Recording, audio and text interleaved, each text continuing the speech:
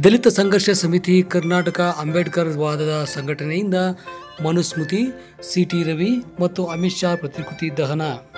ಬೆಂಗಳೂರು ಗ್ರಾಮಾಂತರ ಜಿಲ್ಲೆಯ ಹೊಸಕೋಟೆ ನಗರದ ಮಿನಿ ವಿಧಾನಸೌಧದ ಆವರಣದಲ್ಲಿರುವ ಬಾಬಾ ಸಾಹೇಬ್ ಅಂಬೇಡ್ಕರ್ ಅವರ ಪುತ್ಥಳಿಯ ಮುಂಭಾಗದಲ್ಲಿ ಕರ್ನಾಟಕ ದಲಿತ ಸಂಘರ್ಷ ಸಮಿತಿ ಅಂಬೇಡ್ಕರ್ ವಾದ ಸಂಘಟನೆಯ ವತಿಯಿಂದ ಅಮಿತ್ ಶಾರ ಹೇಳಿಕೆಯ ವಿರುದ್ಧ ಮತ್ತು ಸಿಟಿ ರವಿರವರ ಹೇಳಿಕೆಯನ್ನು ಖಂಡಿಸಿ ಹಾಗೂ ಬಾಬಾ ಸಾಹೇಬ್ ಅಂಬೇಡ್ಕರ್ ಅವರು ಡಿಸೆಂಬರ್ 25ರಂದು ಮನುಸ್ಮೃತಿಯನ್ನು ಸುಟ್ಟ ಸವಿನೆನಪಿಗಾಗಿ ದಲಿತ ಸಂಘರ್ಷ ಸಮಿತಿ ಅಂಬೇಡ್ಕರ್ ವಾದ ಸಂಘಟನೆಯಿಂದ ಇಂದು ಪ್ರತಿಕೃತಿಯನ್ನು ದಹಿಸುವ ಮುಖಾಂತರವಾಗಿ ಆಕ್ರೋಶವನ್ನು ವ್ಯಕ್ತಪಡಿಸಿದರು. ಇದೇ ಸಂದರ್ಭದಲ್ಲಿ ಕರ್ನಾಟಕ ದಲಿತ ಸಂಘರ್ಷ ಸಮಿತಿಯ ಹಿರಿಯ ಹೋರಾಟಗಾರರಾದ ಬಿಸ್ನಳ್ಳಿ ಮೂರ್ತಿರವರು, ಮುರುಗೇಶ್, ರಮೇಶ್, ಅಶ್ವಥ್, ಆರಿಫ್ ಪಾಷಾ, ನಿರ್ಮಲಾ, ನಾಗೇಶ್, ನಾರಾಯಣ ಸ್ವಾಮಿ, ಅಪ್ಸಂದ್ರ ರವಿಬಾಬು, ಮುನಿರಾಜು, ರವಿಚಂದ್ರ, ಸುಬ್ಬು, ಅಪ್ಸರ್, ಮಂಜುನಾಥ್, ದೇವನಹಳ್ಳಿ ಚನ್ನಕೃಷ್ಣಪ್ಪ, ವೆಂಕಟೇಶ್, ಮೇಡಹಳ್ಳಿ ರಾಮಮೂರ್ತಿ ಹಾಗೂ ಬಿಸ್ನಳ್ಳಿ ಮುನಿರಾಜು, ಹಾರೋಹಳ್ಳಿ ನಾಗರಾಜು ಸೇರಿದಂತೆ ಡಿ.ಎಂ. ಮಂಜುನಾಥ್ರವರು, ವೈ ಮುನೇಶ್ ಅವರು ಸೇರಿದಂತೆ ಇನ್ನಿತರ ರಾಜ್ಯ, ತಾಲೂಕು ಮತ್ತು ಜಿಲ್ಲಾ ಪದಾಧಿಕಾರಿಗಳು ಕಾರ್ಯಕ್ರಮದಲ್ಲಿ ಭಾಗವಹಿಸಿದ್ದರು. ಇನ್ನು ತಾಲೂಕು ಸಂಚಾಲಕರಾದ ಚಿನ್ನಸ್ವಾಮಿರವರು, ಜಿಲ್ಲಾ ಸಂಚಾಲಕರಾದ ಕೋಳೂರು ಶ್ರೀನಿವಾಸ್ ಅವರು ಮಾತನಾಡಿ, ಬಾಬಾ ಸಾಹೇಬ್ ಅಂಬೇಡ್ಕರ್ ಅವರ ವಿರುದ್ಧವಾಗಿ ಹಗುರವಾಗಿ ಮಾತನಾಡಿದ ಅಮಿತ್ ಶಾ ಅವರು ಹಾಗೂ ಸಿಟಿ ರವಿರವರು ಸೇರಿದಂತೆ ಅಂಬೇಡ್ಕರ್ ಅವರು ಮನುಸ್ಮೃತಿಯನ್ನು ಸುಟ್ಟ ಹಿನ್ನೆಲೆಯಲ್ಲಿ ನಾವು ಕೂಡ ಇಂದು ಅವರ ಅನುಯಾಯಿಗಳಾಗಿ ಮನುಸ್ಮೃತಿಯನ್ನು ಸುಟ್ಟು ಆಕ್ರೋಶವನ್ನು ವ್ಯಕ್ತಪಡಿಸಿದ್ದು ಅಲ್ಲದೆ ನಮ್ಮ ವಿರೋಧಿಗಳು ಬೇರೆಯವರಾದರೂ ಕೂಡ ನಮ್ಮಲ್ಲಿ ಜೊತೆಗಿದ್ದು ಹಿತಶತ್ರುಗಳೇ ನಮಗೆ ದೊಡ್ಡ ಶತ್ರುಗಳಾಗಿ ನಮ್ಮ ಶಕ್ತಿಯನ್ನು ಕುಗ್ಗಿಸುತ್ತಿದ್ದಾರೆ. ಯಾವುದೇ ಪಕ್ಷದಲ್ಲಿದ್ದರೂ ಕೂಡ ಅನ್ಯಾಯವಾದಾಗ ವಿರುದ್ಧ ನಾವೆಲ್ಲರೂ ಕೂಡ ಪ್ರತಿಭಟಿಸುವಂತಾಗಬೇಕು ಎಂದು ಕರೆ ನೀಡಿದರು. ಬಾಬಾ ಸಾಹೇಬ್ ಅಂಬೇಡ್ಕರ್ ಸಮಾನತೆ ಸಂವಿಧಾನವನ್ನ ಈ ದೇಶಕ್ಕೆ ಕೊಟ್ಟರು. ಸಮಾನತೆ ಸಂವಿಧಾನವನ್ನ ಕೊಡೋದ್ರ ಮೂಲಕ ನಾವು ಈ ಮನುಸ್ಮೃತಿಯನ್ನು ಒಪ್ಪೋದಿಲ್ಲ ಅಂತೇಳಿ ಅವರು ಈ ದಿನ ಡಿಸೆಂಬರ್ 25ರಂದು ಆ ಮನುಸ್ಮೃತಿಯನ್ನ ಸಾರ್ವಜನಿಕವಾಗಿ ಡೆಲ್ಲಿಯಲ್ಲಿ ಸುಟ್ಟರು. ಆ ಒಂದು ಬಾಬಾ ಸಾಹೇಬರ ಅನುಯಾಯಿಗಳಾದ ನಾವು ಇವತ್ತು ಆ ಮನುಸ್ಮೃತಿಯನ್ನ ಸುಟ್ಟು ಮತ್ತೆ ನಾವು ಪ್ರಜಾಪ್ರಭುತ್ವನ ಈ ರಾಷ್ಟ್ರದಲ್ಲಿ ಕಟ್ತೀವಿ, ಬುದ್ಧನ ಹಾದಿಯಲ್ಲಿ ನಡೀತೀವಿ ಅನ್ನೋ ನಿಟ್ಟಿನಲ್ಲಿ ಇವತ್ತು ಈ ಹೋರಾಟವನ್ನ ಪ್ರಾರಂಭ ಮಾಡಿದ್ದೀವಿ. ನಾವು ಪ್ರತಿ ವರ್ಷ ಮನುಸ್ಮೃತಿಯನ್ನ ಸುಡ್ತಕ್ಕಂಥ ಕಾರ್ಯಕ್ರಮನ ಇಲ್ಲೇ ಹಮ್ಮಿಕೊಂಡಿದ್ದೀವಿ. ನಾವು ಯಾಕೆ ಇಲ್ಲೇ ಹಮ್ಮಿಕೊಳ್ತೀವಿ ಅಂದ್ರೆ, ಸಮಾನತೆಯನ್ನ ಬೋಧಿಸಿದಂತ ಬಸವಣ್ಣ ಎಲ್ಲ ಜಾತಿಗಳನ್ನ ಇಲ್ಲಿ ಜಾತಿ ಇಲ್ಲ ಬನ್ನಿ ನನ್ನ ಧರ್ಮಕ್ಕೆ ಅಂತ ಕರ್ಕೊಂಡು ಹೋದಂತ ಬಸವಣ್ಣನಿಗೆ ಮಾಲಾರ್ಪಣೆ ಮಾಡೋದ್ರ ಮೂಲಕ ಬಾಬಾ ಸಾಹೇಬ್ ಅಂಬೇಡ್ಕರ್ ಅವರ ಪ್ರತಿಮೆ ಹಿಂದೆ ಈ ಮನುಸ್ಮೃತಿ ಮತ್ತು ಅಮಿತ್ ಶಾನ ಪ್ರತಿಕೃತಿ ಮತ್ತು ಸಿಟಿ ರವಿಯ ಪ್ರತಿಕೃತಿಯನ್ನ ಸುಡ್ತಕ್ಕಂಥ ಕೆಲಸವನ್ನ ಮಾಡಿದ್ದೀವಿ. ನಾನು ಯಾಕೆ ಮನುಸ್ಮೃತಿಯನ್ನ ಏನು ಒಂದು ಇದೆಯಲ್ಲ ಪ್ರತಿಕೃತಿ, ಆ ಪ್ರತಿಕೃತಿಯ ತಲೆಗಡಿಸಿದ್ದೀನಿ ಅಂದ್ರೆ, ಆ ಮನುಸ್ಮೃತಿ ಅಂತಕ್ಕಂಥದ್ದು ಇರ್ತಕ್ಕಂಥದ್ದು ತಲೆಯಲ್ಲಿ ಬ್ರಾಹ್ಮಣವಾದ ತಲೆಯಲ್ಲಿ ತುಂಬಿಕೊಂಡಿರ್ತಕ್ಕಂಥದ್ದು. ಈ ಅಮಿತ್ ಶಾಗೆ ಹೊಟ್ಟೆಗಿಟ್ಟಿದ್ದೀವಿ ಅಂದ್ರೆ, ಬ್ರಾಹ್ಮಣದ ಚತುರ್ವರ್ಣ ವ್ಯವಸ್ಥೆಯಲ್ಲಿ ಒಬ್ಬ ವ್ಯಾಪಾರಸ್ಥ, ಒಬ್ಬ ಬ್ರಾಹ್ಮಣ, ಕ್ಷತ್ರಿಯ, ವೈಶ್ಯ ವ್ಯಾಪಾರಸ್ಥ, ಗುಜರಾತಿನ ಒಬ್ಬ ಸೇಟು ಅವನು ಇದನ್ನು ನಂಬಿಕೊಂಡಿದ್ದಾನೆ, ವರ್ಣಾಶ್ರಮವನ್ನು ನಂಬಿಕೊಂಡಿದ್ದಾನೆ. ನಾನು ಹೊಟ್ಟೆಯಿಂದ ಹುಟ್ಟಿದೆ ಅಂತೇಳಿ ಬ್ರಹ್ಮನ ಹೊಟ್ಟೆಯಿಂದ ಹುಟ್ಟಿದೆ ಅಂತ ಹೇಳ್ತಕ್ಕಂಥದ್ದು. ಅದಕ್ಕೆ ಅವ್ರಿಗೆ ಹೊಟ್ಟೆ ಗಣಿಸಿದ್ದೀವಿ. ಸಿಟಿ ರವಿನ ಪಾದಗಳ ಕೆಳಗಡೆ ಎಣಿಸಿದ್ದೀವಿ. ಯಾಕಂದ್ರೆ ಆ ಮನುಸ್ಮೃತಿ ಇದೇ ಹೇಳುತ್ತೆ, ಏನು ವರ್ಣಾಶ್ರಮ ವ್ಯವಸ್ಥೆ ಹೇಳುತ್ತೆ ನೀನು ಶೂದ್ರ ಅಂತೇಳಿ. ಆ ಶೂದ್ರನಿಗೆ ನಾಚಿಕೆ ಆಗಬೇಕಿತ್ತು. ಆ ಮನುಸ್ಮೃತಿ ಏನ್ ಹೇಳಿದ್ಯೋ ಅದನ್ನ ಯಥಾವತ್ತಾಗಿ ಪಾಲನೆ ಮಾಡ್ತಾನೆ. ಅವ್ರ ಹೆಂಡತಿ ಮಾತಾಡ್ತಿದ್ರು ಮೊನ್ನೆ, ನನ್ನ ಗಂಡ ಹಂಗಲ್ಲ, RSS ನಲ್ಲಿ ತಕ್ಕ ಪಾಠವನ್ನ ಕಲ್ತಿದ್ದೇನೆ. RSS ಸಂಸ್ಕೃತಿಯನ್ನು ನೋಡಿದ್ದೀವಿ. ಹೆಣ್ಣು ಮಕ್ಕಳನ್ನ ನೀಲಿ ಚಿತ್ರವನ್ನ ವಿಧಾನಸೌಧದಲ್ಲಿ ವೀಕ್ಷಣೆಯನ್ನು ನೋಡಿದ್ದೀವಿ. ಅನೇಕ ಹೆಣ್ಣು ಮಕ್ಕಳನ್ನ ಅತ್ಯಾಚಾರ ಮಾಡಿರೋದನ್ನ ನೋಡಿದ್ದೀವಿ. RSS ಸಂಸ್ಕೃತಿನೇ ಅದು. ಹಾಗೆ ನಾನು ಇನ್ನೊಂದು ವಿಚಾರವನ್ನ ಮಾತಾಡಕ್ಕೆ ಇಷ್ಟಪಡ್ತೇನೆ. ಅದರಲ್ಲಿ ಶೂದ್ರರು, ವೈಶ್ಯರು ಮತ್ತೆ ಅವರೇನು ಭಿನ್ನವಾಗಿಲ್ಲ, ದಲಿತರು ಕೂಡ ಆ ಪಾರ್ಟಿಯಲ್ಲಿ, ಬಿಜೆಪಿ ಪಾರ್ಟಿಯಲ್ಲಿ ಬಕೆಟ್ಗಳಾಗಿ, ಚೇಲಗಳಾಗಿ ಇವತ್ತು ಅವನೊಬ್ಬ ಅಯೋಗ್ಯ ಇದ್ದಾನೆ. ಗೊಣಕನಹಳ್ಳಿ ನಾರಾಯಣಸ್ವಾಮಿ, ಛಲವಾದಿ ಅಂತ ಹೇಳ್ಕೊಡ್ತಕ್ಕಂಥ ಚಡ್ಡಿ ನಾರಾಯಣಸ್ವಾಮಿ, ಅವರು ಕಾಂಗ್ರೆಸ್ಗೆ ಬೈದಿದ್ದು ಅಂಬೇಡ್ಕರ್ಗಲ್ಲ ಅಂತೇಳಿ ಸಮರ್ಥಿಸ್ಕೊಳ್ತಾನೆ. ಅಯೋಗ್ಯ. ಅವನಿಗೇನಾದ್ರೂ ನಾಚಿಕೆ ಮರೆಯಿದ್ರೆ ನನ್ನ ಮತ್ತೆ ನಾನು ಆತನಿಗಿಂತ ಸಣ್ಣವನ ವಯಸ್ಸಲ್ಲಿ ಡಿಬೇಟಿಗೆ ಬರಲಿ, ಚರ್ಚೆಗೆ ಬರಲಿ, ನಾನೇನಾದ್ರೂ ಆತನ ಮುಂದೆ ಸೋತಿದ್ದೆ ಆದ್ರೆ ಆತನ ಮನೇಲಿ ಜೀತಕ್ಕಿರ್ತೀನಿ. ಇಲ್ಲ ಅಂದ್ರೆ ಅವ್ನು ಏನ್ ಮಾಡ್ತಾನೆ ಅನ್ನೋದನ್ನ ನಾವು ಪ್ರಶ್ನೆ ಮಾಡಬೇಕಾಗಿದೆ. ಇವತ್ತು ನಮ್ಮ ಜನರನ್ನ ದಿಕ್ತಪ್ಪಿಸ್ತಾ ಇದ್ದಾನೆ. ದಲಿತ ಸಂಘಟನೆಗಳು ಬೀದಿಗಿಳಿದು ಕಾಂಗ್ರೆಸ್ ಏಜೆಂಟ್ ಅಂತೆ ಹೋರಾಟ ಮಾಡ್ತವೆ ಅಂತ ಹೇಳಿ. ನಾವ್ ಯಾರು ಏಜೆಂಟ್ ಅಲ್ಲ. ಕಾಂಗ್ರೆಸ್ ವಿರೋಧ ಮಾಡಿದಾಗಲೂ ಕೂಡ ಕಾಂಗ್ರೆಸ್ನ ವಿರೋಧಿಗಳೇ. ಬಿಜೆಪಿ ವಿರೋಧಿ ಆದ್ರೂ ಕೂಡ ನಾವು ಬಿಜೆಪಿ ವಿರೋಧಿಗಳೇ. ನಾವು ಯಾರ ಪರವಾಗಿ ಕೂಡ ಇಲ್ಲ, ಯಾರು ಮುಲಾಜಿಗೂ ಇಲ್ಲ. ನಾವು ಅಂಬೇಡ್ಕರ್ ಅವರ ವಾರಸುದಾರರು. ಆ ಅಯೋಗ್ಯ ಯಾರು ಇದ್ದಾನೆ ನಮ್ಮ ಚಡ್ಡಿ ನಾರಾಯಣಸ್ವಾಮಿ, ಕಾಂಗ್ರೆಸ್ ಅವರು ಇವತ್ತು ಅಂಬೇಡ್ಕರ್ ಅನ್ನ ತಲೆ ಮೇಲೆ ಇಟ್ಕೊಂಡಿದ್ದಾರೆ. ಇವತ್ತಾದ್ರೂ ಇಟ್ಕೊಂಡಿದ್ದಾರೆ, ಸಂತೋಷ ಅಂತ ಹೇಳ್ತಾನೆ. ನಿಜ, ಕಾಂಗ್ರೆಸ್ ಅವರು ಇವತ್ತಾದ್ರೂ ಅಂಬೇಡ್ಕರ್ನ ಇಟ್ಕೊಂಡಿದ್ದಾರೆ. ಹಿಂದೆ ವಿರೋಧ ಮಾಡಿರ್ಬೋದು, ಇವತ್ತು ಇಟ್ಕೊಂಡಿದ್ದಾರೆ. ಆದ್ರೆ ನೀನು ಇವತ್ತು ಬಾಬಾ ಸಾಹೇಬ್ರ ಋಣದಲ್ಲಿ ಬೆಳೆದಂತ ಬಾಬಾ ಸಾಹೇಬ್ರ ಹೆಸರು ಹೇಳ್ಕೊಂಡು ಆ ವಿಧಾನ ಪರಿಷತ್ತಲ್ಲಿ ವಿರೋಧ ಪಕ್ಷ ನಾಯಕನಾಗಿರ್ತಕ್ಕಂಥ ನೀನು ಬಾಬಾ ಸಾಹೇಬ್ರನ್ನ ತಲೆ ಮೇಲೆ ಇಟ್ಕೊಳ್ಳೋದು ಬಿಟ್ಟು RSS ಚಡ್ಡಿನ ಓಡ್ತಾ ಇದೀಯ. ನಾಚಿಕೆ ಆಗಲ್ವಾ ನಿನಗೆ? ನಾಚಿಕೆ ಆಗಲ್ವಾ ನಾರಾಯಣಸ್ವಾಮಿ? ಚೀನಾರಾಮ ನೀನು ಕೂಡ ಸಮರ್ಸ್ಕೊಳ್ತಾ ಇದೀಯ. ನಿಮ್ಗೆಲ್ರಿಗೂ ನಾಚಿಕೆ ಆಗ್ಬೇಕು. ನಿಮ್ಮ ಹಿಸ್ಟ್ರಿಗಳನ್ನ ನೋಡ್ಬೇಕು, ಚರಿತ್ರೆಯನ್ನ ತಿಳ್ಕೋಬೇಕು. ನೀವು ಅದೇ ಕಾಂಗ್ರೆಸ್ ಅಲ್ಲಿ ಇದ್ದೋದಂತ ಗುಲಾಮರು ಇವತ್ತು ಅಲ್ಲೋಗಿ ಏನೋ ನೀವು ಸ್ಥಾನಮಾನ ಕೊಟ್ಟಿದ್ದೀರ ಅಂತ ಮಾತಾಡ್ತಾ ಇದ್ದೀರಾ. ನೀವು ನಿಮ್ಗೇನಾದ್ರೂ ಮಾನ ಮರ್ಯಾದೆ ಇದ್ರೆ, ನೀವೇನಾದ್ರೂ ಅಂಬೇಡ್ಕರ್ ಋಣದಲ್ಲಿ ಒಂದಷ್ಟು ಬೆಳೆದಿದ್ರೆ ನೀವು ಇವತ್ತು ಅಮಿತ್ ಶಾ ಹೇಳಿಕೆಯನ್ನ ವಿರೋಧ ಮಾಡಬೇಕಾಯ್ತು. ಅದನ್ನ ಸಮರ್ಸ್ಕೊಳ್ತಾ ಇದ್ದೀರಾ. ಅಮಿತ್ ಶಾ ಅದೆಲ್ಲ ಹೇಳಿದ್ದು ಇದು ಅಂತೇಳಿ.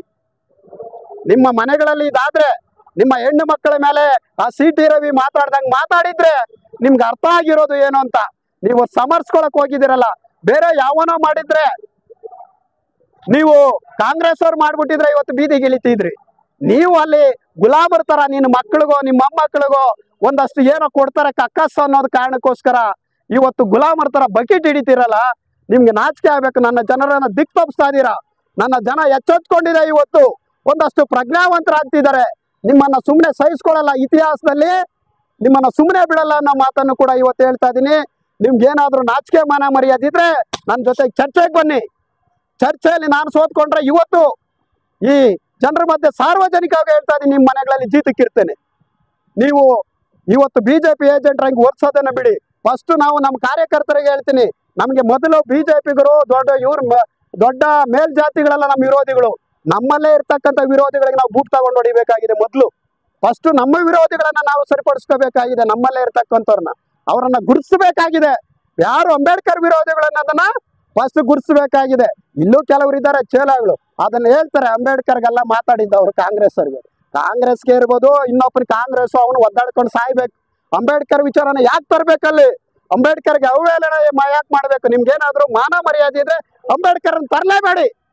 ನಿಮ್ಮ ಮನುಸ್ಮೃತಿ ಏನಿದೆಯೋ ಅದರಂತೆ ನೀವು ಸ್ವರ್ಗ ನರಕ ಆ ಕಡೆ ಹೋಗಿ.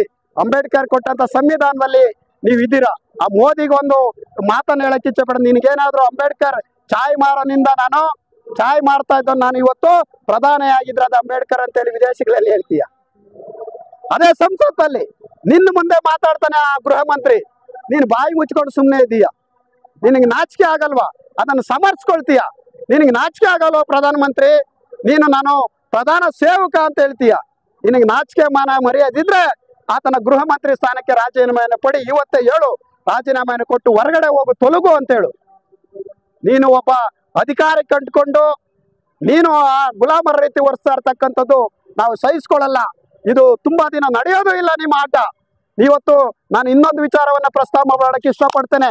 ಚುನಾವಣಾ ವ್ಯವಸ್ಥೆಯಲ್ಲಿ ಹಿಂದೆ ಪ್ರಜಾಪ್ರಭುತ್ವ ವ್ಯವಸ್ಥೆಯಲ್ಲಿ ಚುನಾವಣೆಗಳ ಸಂದರ್ಭದಲ್ಲಿ ಚುನಾವಣೆ ಆದ ನಂತರ ಅಭ್ಯರ್ಥಿಯ ಏನು ಅವನ ಪಡೆದಂತ ಮತ, ಅವನು ಹಾಕಿರ್ತಕ್ಕಂಥ ಅಪ್ಲಿಕೇಶನ್, ಅವನು ಕೊಟ್ಟಿರ್ತಕ್ಕಂಥ ಆಸ್ತಿ, ಇವರ ಎಲ್ಲವನ್ನ ಸಾಮಾನ್ಯ ವ್ಯಕ್ತಿ ಕೇಳಿ ಪಡಿಬಹುದಾಗಿತ್ತು. ಆದ್ರೆ ಮೊನ್ನೆ ಕೇಂದ್ರ ಸರ್ಕಾರ ಒಂದು ತೀರ್ಪು ಮಾಡಿದೆಯಂತೆ. ಆ ಅಭ್ಯರ್ಥಿಯ ಓಟು ಎಷ್ಟು ಪಡೆದಿದ್ದಾನೆ, ಅಲ್ಲಿ ವೋಟಿಂಗ್ ಎಷ್ಟಾಯ್ತು ಅಂತ ಕೇಳಬಾರ್ದು. ಅದು ಕೇಂದ್ರ ಸರ್ಕಾರದಲ್ಲಿ ಒಂದು ಅಮೆಂಡ್ಮೆಂಟ್ ತೀರ್ಪನ್ನ ಮಾಡಿದ್ದಾರೆ, ಯಾರು ಪಡಿಬಾರ್ದು ಅಂತೇಳಿ. ಯಾಕಂದ್ರೆ ಇವರು UEM ಮೂಲಕ ಏನು ಮೋಸಗಳನ್ನ ಮಾಡ್ತಾರೆ ಅದನ್ನ ಯಾರು ಪ್ರಶ್ನೆ ಮಾಡಬಾರ್ದು ಅಂತೇಳಿ. ಮತ್ತೆ ಸ್ಟ್ರಾಂಗ್ ರೂಮ್ ಇದೆಯಲ್ಲ, ಸ್ಟ್ರಾಂಗ್ ರೂಮ್ ಅಲ್ಲಿ CC ಕ್ಯಾಮ್ರಾವನ್ನ ಇಟ್ಟಿರ್ತಾರೆ. ಆ CC ಕ್ಯಾಮ್ರಾ ಫುಟೇಜ್ ಅನ್ನು ಕೊಡೋಂಗಿಲ್ಲ ಆ ಕಾಯ್ದೆಯಲ್ಲಿ ಅಂತೇಳಿ ಆ ಕಾಯ್ದೆಯನ್ನ ತಂದಿದ್ದಾರೆ. ಯಾವನೋ ಒಬ್ಬ ಹೋಗಿ ಆ UEM ಗಳನ್ನ ತಿರ್ಚಿ ಅವನಿಗೆ ಹೆಂಗ್ ಬೇಕೋ ಹಂಗೆ ಚುನಾವಣಾ ವ್ಯವಸ್ಥೆಯನ್ನು ಮಾಡ್ಕೊಂಡ್ರೆ ಅದನ್ನು ಕೇಳಂಗ ಇಲ್ಲ ಅಂತ ಹೇಳ್ತಾರೆ. ಇದನ್ನ ನಮ್ಮ ನ್ಯಾಯಾಲಯಗಳ ಮೂಲಕ ಹೇಳಿಸಿ ಜನರನ್ನ ವಂಚತಕ್ಕಂತ ಕೆಲಸ ಆಗ್ತಾ ಇದೆ. ಅದರಿಂದ ನಾವೆಲ್ಲರೂ ಎಚ್ಚೆತ್ಕೋಬೇಕು. ಇವತ್ತು ಆ ಚುನಾವಣೆ ಆಯ್ತು, ಆಮೇಲೆ ಒಂದು ನೇಷನ್ ಒಂದು ಎಲೆಕ್ಷನ್ ಅಂತೆ, ಒಂದು ದೇಶ ಒಂದು ಚುನಾವಣೆ. ನಿನಗೆ ತಾಕತ್ತಿದೆಯಾ ಮೋದಿ? ತಾಕತ್ತಿದೆಯಾ? ನಾನು ನಿನ್ನನ್ನು ಪ್ರಶ್ನೆ ಮಾಡ್ತೇನೆ. ಇಲ್ಲಿ 6500 ಜಾತಿಗಳಿದಾವೆ. ಒಂದು ನೇಷನ್ ಒಂದು ಕ್ಯಾಸ್ಟ್ ಮಾಡಕ್ ನಿನಗೆ ತಾಕತ್ತಿದೆಯಾ? ಫಸ್ಟ್ ಅದನ್ನು ಮಾಡು. ಜಾತಿ ವ್ಯವಸ್ಥೆಯಿಂದ ಈ ದೇಶ ಹಾಳಾಗಿದೆ.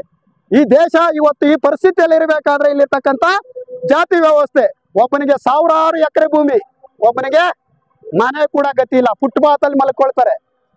ನೀನು ಮಾತಾಡ್ತೀಯಲ್ಲ, 1 ಎಲೆಕ್ಷನ್ 1 ನೇಷನ್ 1 ಕ್ಯಾಸ್ಟ್ 1 ನೇಷನ್ ಅಂತ ಮಾಡೋ ನಿನಗೆ ತಾಕತ್ತಿದ್ರೆ ಅನ್ನೋ ಪ್ರಶ್ನೆಯನ್ನ ಇವತ್ತು ದಲಿತ ಸಂಘರ್ಷ ಸಮಿತಿ ಎತ್ತಿದೆ. ನಮ್ಮ ಪ್ರಶ್ನೆಗಳಿಗೆ ಉತ್ತರವನ್ನು ಬಹಿರಂಗವಾಗಿ ಕೊಡು. ಬಹಿರಂಗವಾಗಿ ಬಿಜೆಪಿಗರು ಮಾತಾಡಿ, ಎಲ್ಲೆಲ್ಲೋ ಕಳ್ಳ ರೀತಿ ಮಾತಾಡೋದನ್ನ ಬಿಡಿ. ನೀವು ನಿಮ್ಗೇನಾದ್ರೂ ನಾಚಿಕೆ ಮಾನ ಮರ್ಯಾದೆ ಇದೆಯಾ ಅಂತ ಹೇಳಕ್ಕೆ ನಾನು ಪ್ರಶ್ನೆಯನ್ನ ಮಾಡ್ತೀನಿ. ಈ ಜಾತಿಯನ್ನ ನಾವು ಇವತ್ತು ಸಾಮಾಜಿಕ ಹೋರಾಟಗಳನ್ನ ಮಾಡ್ತಾ ಇದ್ದೀವಿ. ದಲಿತ ಸಂಘರ್ಷ ಸಮಿತಿ ಸಾಮಾಜಿಕವಾಗಿ ಈ ಜಾತಿ ತೊಲಗಿಸ್ಬೇಕು. ಬಾಬಾ ಸಾಹೇಬ್ ಅಂಬೇಡ್ಕರ್ ಏನ್ ಹೇಳಿದ್ರು, ಜಾತಿ ನಾಶ ಆಗ್ಬೇಕು ಅಂತೇಳಿ ಅವರು ಒಂದು ಹೋರಾಟಗಳನ್ನ ಮಾಡ್ತಾ ಬಂದು, ಆ ನಿಟ್ಟಿನಲ್ಲಿ ಇವತ್ತು ನಾವು ಹೋರಾಟವನ್ನ ಮಾಡ್ತಾ ಇದೀವಿ. ಈ ಜಾತಿ ತೊಲಗಬೇಕು, ಈ ವರ್ಣ ವ್ಯವಸ್ಥೆ ಹೋಗ್ಬೇಕು. ಇಂಥ ಅನ್ಪೇಟ್ಗಳು, ನಾಲಾಯಕರು, ಸಂಸದರು, ವಿಧಾನಸಭಾ ಸದಸ್ಯರುಗಳು, ವಿಧಾನ ಪರಿಷತ್ತವರು, ರಾಜ್ಯಸಭೆಯವರು ಆ ಪಾರ್ಲಿಮೆಂಟ್ಗೆ ವಿಧಾನಸಭೆಗೆ ಹೋಗ್ಬಾರ್ದು ಅನ್ನೋ ಒಂದು ಮಾತನ್ನ ಹೇಳ್ತಾ, ನಮ್ಮ ಜಾತಿಯಲ್ಲಿ ಇರ್ತಕ್ಕಂಥ ಬಿಜೆಪಿಯಲ್ಲಿ ಇರ್ಬೋದು, ಕಾಂಗ್ರೆಸ್ ಅಲ್ಲಿ ಇರ್ಬೋದು, ಬೇರೆ ಬೇರೆಯವ್ರ ಜಾತಿ ಬೇರೆ ಬೇರೆ ಪಾರ್ಟಿಗಳಲ್ಲಿ ಇರ್ಬೋದು, ಅಂಥವ್ರು ಕೂಡ ಇವತ್ತು ಬೀದಿಗಿಳಿದು ಹೋರಾಟ ಮಾಡಬೇಕಾಗಿದೆ. ನೀವು ಸುಮ್ಮನೆ ಇದ್ರೆ ನಿಮ್ಮ ಮನೆಗೆ ಯಾವತ್ತೋ ಒಂದು ದಿವಸ ಬೆಂಕಿ ಬಿದ್ದೇ ಬೀಳುತ್ತೆ.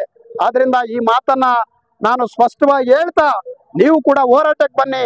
ಅಂಬೇಡ್ಕರ್ ಅವರ ಆದ್ರ ಅಪಮಾನ ಇಡೀ ದೇಶಕ್ಕೆ ಆದಂತ ಅಪಮಾನ, ಸಂವಿಧಾನಕ್ಕೆ ಮತ್ತು ದೇಶಕ್ಕೆ ಮಾಡಿದಂತ ಅಪಮಾನ ಆಗುತ್ತೆ. ಅದರಿಂದ ಬರೀ ಸಂವಿಧಾನಕ್ಕೆಲ್ಲ ಇಡೀ ಭಾರತದ ಪ್ರಜೆಗಳಿಗೆ ಮಾಡಿದಂತ ಅವಮಾನ ಆಗುತ್ತೆ.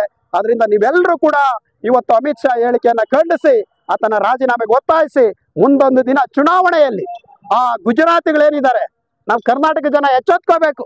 ಇವತ್ತು ನೋಡಿ, ಪ್ರಧಾನಿ ಅವನೇ ಆಗ್ತಾನೆ, ಗೃಹ ಮಂತ್ರಿನೂ ಅವನೇ ಆಗ್ತಾನೆ. ಗುಜರಾತಿ ಏನೋ ಸೇಟುಗಳು, ಮಾರ್ವಾಡಿಗಳು ಇವತ್ತು ನಮ್ಮನ್ನ ಆಳ್ತಾ ಇದ್ದಾರೆ. ಮಾರ್ವಾಡಿಗಳಲ್ಲಿ ಒಗ್ಗಟ್ಟಿದೆ. ಬರೀ ಕೆಲವೇ ಪರ್ಸೆಂಟ್ ಇರ್ತಕ್ಕಂಥ ಅಲ್ಪಸಂಖ್ಯಾತ ಮಾರ್ವಾಡಿಗಳು ಅವರ ನಾಯಕರುಗಳು ವಿಧಾನಸಭೆಗೆ ಹೋಗಿ ಸಪೋರ್ಟ್ ಮಾಡಿ, ಅವರು ಇಲ್ಲಿ ಸಂಪಾದನೆ ಮಾಡ್ತಿರ್ತಕ್ಕಂಥ ಹೊಸಕೋಟೆಯಲ್ಲಿ ನಮ್ಮನೆ ಸುಲಿದು ಸಂಪಾದನೆ ಮಾಡ್ತಕ್ಕಂಥವ್ರು ಅಲ್ಲಿ ದುಡ್ಡನ್ನು ಕಳಿಸಿ ಅವರನ್ನ ಗೆಲ್ಲಿಸ್ತಾರೆ. ಅವರನ್ನ ಗೆಲ್ಲಿಸಿ ಪಾರ್ಲಿಮೆಂಟ್ಗೆ ವಿಧಾನಸಭೆಗೆ ಕಳಿಸ್ತಾರೆ. ಇಂಥ ಮಾರ್ವಾಡಿಗಳು, ಕೇವಲ ಮಾರ್ವಾಡಿಗಳು ಇವತ್ತು ಈ ದೇಶವನ್ನ ಮಾರ್ತಾ ಇದ್ದಾರೆ. ಈ ದೇಶದ ಸಾರ್ವಜನಿಕ ಸಂಸ್ಥೆಗಳು ಇವತ್ತು ಮಾರಾಟಕ್ಕೆ ಇಟ್ಟಿದ್ದಾರೆ. ನಾವು ಅರ್ಥ ಮಾಡ್ಕೊಂಡಿಲ್ಲ. ಕರ್ನಾಟಕದ ನಮ್ಮ ಸಂಸದರು ಗುಲಾಮರ ರೀತಿ ಇವತ್ತು ವರ್ತಿಸ್ತಾ ಇದ್ದಾರೆ. ಅವನ ಮುಂದೆ ಕೈಕಟ್ಟು ನಿಂತ್ಕೊಳ್ತಾರೆ ಮಾರ್ವಾಡಿಗಳ ಮುಂದೆ. ಅದರಿಂದ ಈ ಗುಲಾಮತನವನ್ನ ಬಿಡಿ. ನೀವು ಏನೇ ಇದ್ರು ಸತ್ಯ ಇದ್ರೆ ಸತ್ಯದ ಹಾದಿಯಲ್ಲಿ ನಡೆಯಿರಿ, ಆ ಸುಳ್ಳನ್ನ ಖಂಡಿಸ್ರಿ ಅನ್ನೋ ಮಾತನ್ನ ಹೇಳ್ತಾ, ಈ ಕಾರ್ಯಕ್ರಮದಲ್ಲಿ ಭಾಗವಹಿಸಿ ಈ ಒಂದು ಪ್ರತಿಭಟನೆಯಲ್ಲಿ ಮನುಸ್ಮೃತಿಯನ್ನ ಸುಡಲು ಬಂದಿರತಕ್ಕಂಥ, ಅಮಿತ್ ಶಾನ ಪ್ರತಿಕೃತಿಯನ್ನ ದಹನ ಮಾಡಲು ಬಂದಿರತಕ್ಕಂಥ ಎಲ್ಲ ಮಾನವ ಪ್ರೇಮಿಗಳಿಗೆ ನಾನು ಮತ್ತೊಮ್ಮೆ ಧನ್ಯವಾದಗಳನ್ನ ಸಲ್ಲಿಸಿ ನನ್ನ ಮಾತುಗಳಿಗೆ ವಿರಾಮವನ್ನು ಹೇಳ್ತೇನೆ. ಜೈ ಭೀಮ್, ಜೈ ಭಾರತ್. ಈಗ ಸಂಸತ್ತಲ್ಲಿ ತಾವೆಲ್ಲರೂ ನೋಡಿದ್ದೀರಾ, ಸಂಸತ್ತಲ್ಲಾದಂಥ ವಿಡಿಯೋ ಚಿತ್ರೀಕರಣವನ್ನ ತಾವೆಲ್ಲರೂ ನೋಡಿದ್ದೀರಾ. ಈ ದೇಶದ ಎಲ್ಲ ಪ್ರಜೆಗಳು ನೋಡಿದ್ದಾರೆ. ಈಗ ಅದನ್ನ ತಿರುಚಿ RSS ಮತ್ತೆ ನಮ್ಮ ಸಮುದಾಯದಲ್ಲಿ ಇರ್ತಕ್ಕಂಥ ಬಿಜೆಪಿಯ ಗುಲಾಮರೇನಿದ್ದಾರೆ ಅದನ್ನ ತಿರುಚಿ ಹೇಳ್ತಾ ಇದ್ದಾರೆ. ಎಡಿಟ್ ಮಾಡಿರ್ತಕ್ಕಂಥದ್ದು ಬಿಜೆಪಿ ಅವರು, ಸುಳ್ಳು ವಿಡಿಯೋವನ್ನ ಮಾಡಿರ್ತಕ್ಕಂಥದ್ದು ಬಿಜೆಪಿ ಅವರು. ಸಂಸತ್ತಲ್ಲೇ ಮಾತಾಡಿದಾಗ ಅಲ್ಲೇ ವಿರೋಧ ಆಯ್ತು, ಅಲ್ಲೇ ಪ್ರತಿಭಟನೆ ಆಯ್ತು. ಆ ರಾಹುಲ್ ಗಾಂಧಿ ಅವರನ್ನ ಸಂಸತ್ತೊಳಗಡೆ ಬಿಡ್ಲಿಲ್ಲ. ಪ್ರಜಾಪ್ರಭುತ್ವ ಇದೆಯಾ ಈ ದೇಶದಲ್ಲಿ ಅಂತ ನಾವು ಮಾತಾಡ್ಬೇಕಾಗಿದೆ. ನಾವು ಕಾಂಗ್ರೆಸ್ನ ಪರ ಅಲ್ಲ, ಒಬ್ಬ ವಿರೋಧ ಪಕ್ಷದ ನಾಯಕನನ್ನ ಸಂಸತ್ತೊಳಗಡೆ ಬಿಡ್ಲಿಲ್ಲ ಅವ್ರು. ಅಂದ್ರೆ ಈ ವಿಚಾರ ಬಯಲಿಗೆ ಬರುತ್ತೆ, ಈ ವಿಚಾರ ದೊಡ್ಡ ಮಟ್ಟಕ್ಕೆ ಹೋಗುತ್ತೆ ಅಂತೇಳಿ ಇದನ್ನು ಬಿಡ್ಲಿಲ್ಲ. ಇದು ನಮ್ಮ ಅಮಿತ್ ಶಾ ಗೃಹ ಮಂತ್ರಿ ಮಾತಾಡಿರ್ತಕ್ಕಂಥದ್ದು ಅಂಬೇಡ್ಕರ್ ವಿರುದ್ಧವಾಗಿ ಮಾತಾಡಿರ್ತಕ್ಕಂಥದ್ದು ಸತ್ಯ. ಇವಾಗ ಏನು ವಿಡಿಯೋವನ್ನ ಮಾಡಿದ್ದಾರೆ, ತಿದ್ದಿ ಅದನ್ನ ಬದಲಾಯಿಸಿದ್ದಾರೆ, ಅದು ಬೇಕಾದಂತ ವಿಡಿಯೋ. ಅಮಿತ್ ಶಾ ಮಾತಾಡಿರ್ತಕ್ಕಂಥದ್ದು ಸತ್ಯನೇ, ಅಂಬೇಡ್ಕರ್ ಬಗ್ಗೆ ಅವಹೇಳನ ಮಾಡಿರ್ತಕ್ಕಂಥ. 1927 ಡಿಸೆಂಬರ್ 25ನೇ ತಾರೀಕು ಬಾಬಾ ಸಾಹೇಬ್ ಅಂಬೇಡ್ಕರ್ ಅವರು ಮನುಸ್ಮೃತಿಯನ್ನ ಸುಟ್ಟ ದಿನ. ಈ ದಿನವನ್ನ ಇವತ್ತು ನಾವು ಹೊಸಕೋಟೆ ತಾಲೂಕು ಕಚೇರಿ ಮುಂಭಾಗದಲ್ಲಿ ಅದನ್ನು ವಿರೋಧಿಸಿ ಅಮಿತ್ ಶಾ ಅವರ ಹೇಳಿಕೆಯನ್ನ ಖಂಡಿಸಿ ನಾವಿಲ್ಲಿ ಅಮಿತ್ ಶಾ ಪ್ರತಿಕೃತಿಯನ್ನ ದಾನ ಮಾಡೋದ್ರ ಮುಖಾಂತರ, ಅವ್ರ ಹೇಳಿಕೆಯನ್ನು ಖಂಡಿಸುವ ಮುಖಾಂತರ ನಾವಿಲ್ಲಿ ಈ ಒಂದು ಹೋರಾಟವನ್ನು ಮಾಡ್ತಾ ಇದ್ದೀವಿ. ಬಂಧುಗಳೇ, ಅಂಬೇಡ್ಕರ್ ಅವರು ಮನುಸ್ಮೃತಿಯನ್ನ ಏನಕ್ಕೋಸ್ಕರ ಸುಟ್ಟರು ಅದನ್ನ ನಾವು ಇತಿಹಾಸ ತಿಳ್ಕೊಬೇಕು.